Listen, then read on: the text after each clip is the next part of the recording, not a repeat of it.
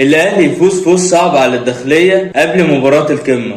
صلي على النبي واعمل اشتراك وتعالى اقولك الاهلي يقدر يفوز 2-1 على الداخلية ويكمل سلسلة الانتصارات المتتالية. بداية كالمعتاد من لاعبي الاهلي بالضغط على المدافعين بتوع الداخلية، هجمة ورا هجمة وتضييع كتير من لاعبي الاهلي خلى اعصاب الواحد تتعب جدا. يا ريت ما تزعلوش مني، بس كهربا ومودست الاتنين على قدهم خالص. الاهلي بصراحة يستاهل مهاجمين اقوى من كده، وسام كواليتي كويس، ولكن عايز معاه راس حربة كويس عشان الاتنين يقدروا يبدلوا مع بعض. ورضا سليم بصراحة يضايق لما يبقى معاك لاعب اجنبي ومحسوب عليك انه لاعب اجنبي وانت برضو مش لاقي له ميزة. يعني لما تيجي تقول تشويط هو عملها مرة واحدة بس، هتقول سريع يعني مش اسرع حاجة، ولا مهاري برضو على قده. يعني على الانتقادات اللي على بيرسي تاو، لا بيرسي تاو انت برضو بتقدر تلاقي له مهارة، تقدر تلاقي له سرعة، وبيقدر يجيب لك اهداف. هي ساعات بتروح منه